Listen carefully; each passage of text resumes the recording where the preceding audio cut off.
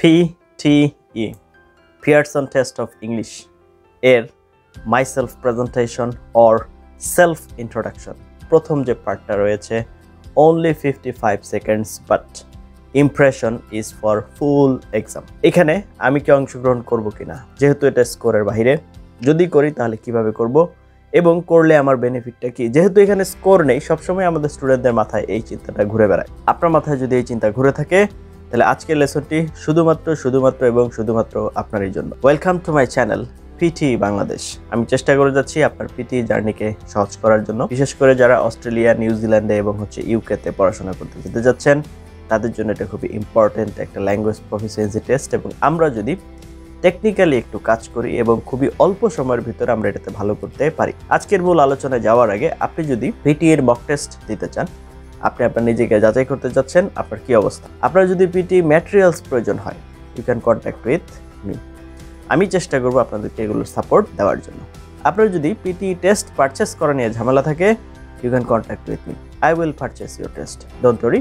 কারণ অনেকের কাছেই কার্ড থাকে না, সো এই ব্যাপারে টেনশন করার কোনো দরকার নাই, আমি আপনাদের টেস্ট পারচেস করে দিব। এবার আসি আমাদের সেলফ প্রেজেন্টেশন। আমরা আমাদের লাইফে সেলফ প্রেজেন্টেশন বলতে যেটা বুঝি সেটা হচ্ছে আমার নিজেকে তুলে ধরতে হবে, নিজেকে প্রকাশ করতে হবে, আমার নিজের পরিচয় দিতে হবে। এখন কথা হচ্ছে এই সেলফ প্রেজেন্টেশনটা জায়গা বুঝে তিন ধরনের হয়ে থাকে, formal, semi formal and informal. Formal কিভাবে? আপনি একটা অফিসে গিয়েছেন ইন্টারভিউ দেওয়ার, সেখানে আপনি যে সেলফ প্রেজেন্টেশনটা দিবেন বা সেলফ ইন্ট্রোডাকশনটা দিবেন সেটা ফর্মাল। আপনার কোনো কলিগ, আপনার কোনো সহকর্মী পরিচিত হচ্ছেন প্রথমবার, সেখানে আপনি যেটা দিবেন সেটা হচ্ছে সেমি ফর্মাল।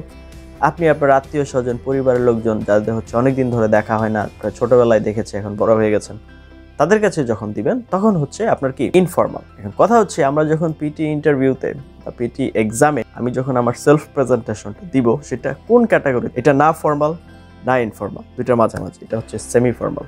সুতরাং আমার ওয়ার্ড সিলেকশনগুলো সেই অনুযায়ী হওয়া উচিত। এই ব্যাপারে আপনাদেরকে বিস্তারিত ব্যাখ্যা দিব। তারা চলো PTEর আপনার সেলফ ইন্ট্রোডাকশনের PTE এক্সামের রুলস রেগুলেশনগুলো যেমন দেখুন, সেগুলো একটু দেখে আসি। আমাদের যেখানে প্যাচটা লাগে বা আমাদের যেখানে প্রবলেমটা হয় সেটা হচ্ছে আপনি যখন এই ধরনের language proficiency test, IELTS, TOEFL, PTE, Duolingo এগুলোতে যান, এখানে কিন্তু আপনার দুইটা স্কিল একসাথে কাজে লাগাতে হয়। একটা হচ্ছে ল্যাঙ্গুয়েজ স্কিল আর একটা হচ্ছে এক্সাম স্কিল। কারণ প্রত্যেকটা এক্সামের স্বকীয় কিছু আলাদা নিয়মকানুন আছে, আমাদের সেই নিয়মকানুনগুলো ফলো করতে আর পাশাপাশি ল্যাঙ্গুয়েজ স্কিলটাকে বাড়াতে হবে। তো চলুন আগে দেখিয়ে নিয়ে আসি আপনাদেরকে এই এক্সামের মূল নিয়ম কারণগুলো কি, তারপরে আসছি আপনাদের মাই সেলফ প্রেজেন্টেশনে কি কি বলতে হবে, কেন বলতে হবে, কিভাবে বলতে হবে। তো চলে আসলাম আমরা কম্পিউটার স্ক্রিনে। আমরা এখন যেটা দেখার চেষ্টা করব সেটা হচ্ছে আমাদের PTE তে ফার্স্ট যে ইন্ট্রোডাকশন পার্টটা আছে সেই প্রম্পটটা দেখতে কেমন হবে, সেই প্রম্পটটা দেখতে আসলে কেমন হবে। এই যে এরকম একটা প্রম্পট এখান থেকে এই পর্যন্ত এই যে দেখতে পাচ্ছেন, এটা আপনি পাবেন। এইখানে আপনার কোয়েশ্চেনের যে রুলস রেগুলেশন গুলো লেখা আছে সেগুলো লেখা থাকবে। কি করতে হবে আপনাকে, এখানে আপনার জন্য কিছু ক্লু দেওয়া থাকে যে কি কি বিষয় নিয়ে আপনি আপনার নিজের সম্পর্কে বলতে পারেন। যেহেতু এটা আপনার 25 সেকেন্ডস আপনার প্রিপারেশনের জন্য টাইম দিবে, ততক্ষণ পর্যন্ত আপনার এখানে আপনার এটা আসবে না, রেকর্ডিং এর যে অপশনটা সেটা আসবে না। হ্যাঁ, যখন 25 সেকেন্ডস শেষ হবে তখন আপনার রেকর্ডিং আনসারটা শুরু হবে এবং এখানে আপনি একটা দেখতে পাবেন এই যে সামনের দিকে আগাবে।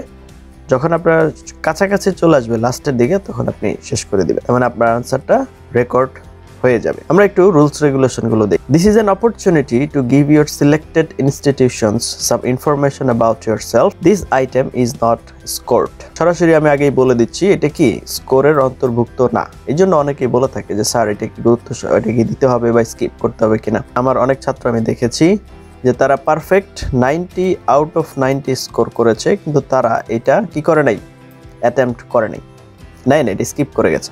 এখন কথা হচ্ছে আপনি যদি আপনার মনে হয় যে আমার দুর্বলতা আছে, আমার জড়তা আছে বা আমি নিচে উইক, সেই ক্ষেত্রে আপনার এটা করাটা বেটার।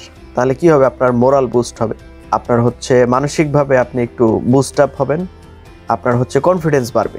কারণ এটা খুবই সিম্পল একটা বিষয়, নিজের সম্পর্কে সবাই বলতে পারে কম বেশি, এই জন্য আপনার এই জিনিসটা সহজ হবে। তাহলে সিস্টেমটা কি হবে, the recording status box displays a countdown until the microphone opens. You have 25 seconds to prepare. এই যে প্রম্পটটা থাকবে, কোয়েশ্চেন প্রম্পটটা, এটার এগেইনস্টে 25 সেকেন্ডস থাকবে আপনি মানসিকভাবে প্রস্তুতি নেওয়ার জন্য কি বলতে চাচ্ছেন। After the tone start speaking immediately. Start speaking যখন বলবে তারপর do not start speaking before the microphone opens.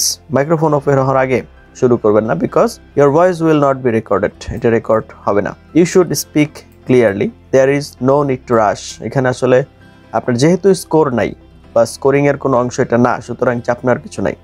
তাহলে আপনাকে বলতে হবে কতক্ষণ? বলতে হবে হচ্ছে 30 সেকেন্ডস। 30 সেকেন্ডস আপনাকে বলতে হবে। আর ইম্পর্টেন্ট হচ্ছে কি, finish speaking before the progress bar reaches the end. এই যে এটাকে প্রোগ্রেস বার বলা হচ্ছে, এটা শেষ পর্যন্ত যাওয়ার আগেই, মানে যখন একদম শেষ হয়ে যাবে তার আগ মুহূর্তেই শেষ করে দিবেন।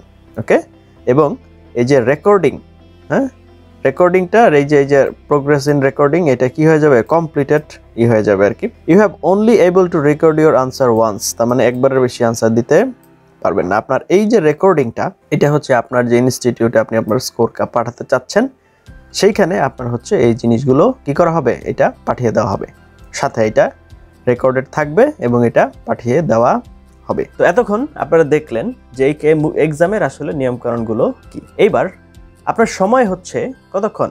সময় 30 সেকেন্ডস, মানে হাফ মিনিট আপনার বলার জন্য, রাইট? এই যে বলার জন্য 30 সেকেন্ডস টাইম, এর ভিতরে এক্স্যাক্টলি কতগুলো ওয়ার্ড বলতে পারলে এটা বেস্ট অফ দ্য বেস্ট। আমরা যারা নন নেটিভ স্পিকার, আমাদের জন্য ফ্লুয়েন্সি রেট যদি চিন্তা করি, তাহলে এই 30 সেকেন্ডসের ভিতরে যদি আপনি মোটামুটি 80 to 100 ওয়ার্ডস ডেলিভার করতে পারেন, if you can deliver 80 to 100 words within this 30 seconds, that would be more than enough. এটা আমাদের জন্য মোর দ্যান ইনাফ। সুতরাং আমাদের টার্গেট থাকতে হবে মানে অ্যারাউন্ড 100 ওয়ার্ডস, আমরা যেন 30 সেকেন্ডসের মধ্যে 100 ওয়ার্ডস ডেলিভার করতে পারি আমার নিজের সম্পর্কে। এখন এখানে কি বলবেন? বলার জন্য আপনার যে কোয়েশ্চেন প্রম্পটটা থাকবে, এখানে দেখবেন 3-4টা টপিক দেওয়া থাকবে। আপনার নাম, এখন নামের ক্ষেত্রে আপনার সম্পূর্ণ নাম কি, পাসপোর্ট ওয়াইজ বলার চেষ্টা করবেন, এবং আপনার নিকনেমটা কি, ফ্যামিলি নেমটা কি, আপনার বন্ধু বান্ধবরা আপনারা কি নামে ডাকে, যেতে পারেন এই পর্যন্ত। আপনার পড়াশোনা কতটুকু করেছেন, মানে এখন পড়াশোনা বলতে আমরা অনেক সময় স্কুল, কলেজ, ইউনিভার্সিটির নাম সহ চলে যায়। আপনি জাস্ট বলবেন আই এম MBA গ্র্যাজুয়েট অথবা I am BBA graduate, post graduation complete করেছি, ডক্টরেট কমপ্লিট করেছি, আপনি যেটা জাস্ট ওইটুকু বলবেন, ইনাফ। অনেকে এটাতে শুরু করে হচ্ছে SSC থেকে। আচ্ছা, আপনি আমাকে বলুন যে অনার্স কমপ্লিট করেছে, তাকে কি আবার কেউ কারো প্রশ্ন করতে হয় যে আপনি কি ইন্টারমিডিয়েট কমপ্লিট করেছেন কিনা, রাইট? সুতরাং বি স্মার্ট, এখানে আপনাকে স্মার্ট হতে হবে। আচ্ছা, এরপর কি? এরপর হচ্ছে আপনার হোম টাউন কোথায়, মানে এই যে মানে ব্যাখ্যা যেগুলো আছে। তারপরে হচ্ছে আপনার কেমন ধরনের বই পড়তে পছন্দ, আপনার হচ্ছে কোন স্পোর্টস পছন্দ, আপনি হচ্ছে PTE এক্সামটা কেন নিয়েছেন এটাও বলতে পারেন, আপনার সামনের প্ল্যানটা কি, এগুলো বলতে। For the reference, my self presentation কিভাবে হবে তার জন্য একটা ভিডিও লিঙ্ক এই ভিডিও ডেসক্রিপশনে দেওয়া থাকবে। সেইখান থেকে আপনারা একটু কাইন্ডলি দেখে নেবেন মাই সেলফ প্রেজেন্টেশনের অ্যালোকেশনটা কেমন হবে, তার ডিস্ট্রিবিউশনটা কেমন হবে, তার কি কি পার্ট থাকা দরকার, টোটাল অ্যালোকেশনটা আমি এখানে দিয়ে দিব। আপনার যদি PTE প্রিপারেশন নেওয়া নিয়ে যে কোনো ধরনের ইনফরমেশনের প্রয়োজন হয়, আপনি যদি PTE প্রিপারেশনের সাথে আপডেটেড থাকতে চাচ্ছেন, you can join my Facebook page and group. আমি নিজে সেগুলো মেনটেন করে থাকি। PTE রিলেটেড যে কোনো আপডেটেড তথ্য আপনি সবার আগে এই জায়গাতে পেয়ে যাবেন আশা করি। এতক্ষণ পর্যন্ত সাথে ছিলেন তার জন্য অনেক এবং অনেক ধন্যবাদ। আপনাদের কাছে রিকোয়েস্ট করছি, অনুরোধ করছি, এই ভিডিওটি যদি আপনাদের কাছে ইভেন 1%ও ইউজফুল মনে হয়ে থাকে, তাহলে ফ্রেন্ডস অ্যান্ড ফ্যামিলির সাথে শেয়ার করতে ভুলবেন না, যারা PTE প্রিপারেশন নিতে চাচ্ছে। এতক্ষণ পর্যন্ত সাথে ছিলেন তার জন্য অনেক এবং অনেক ধন্যবাদ। আগামী ভিডিওগুলো দেখার আমন্ত্রণ জানিয়ে আজকের মতো এখানেই শেষ করছি। আল্লাহ হাফেজ।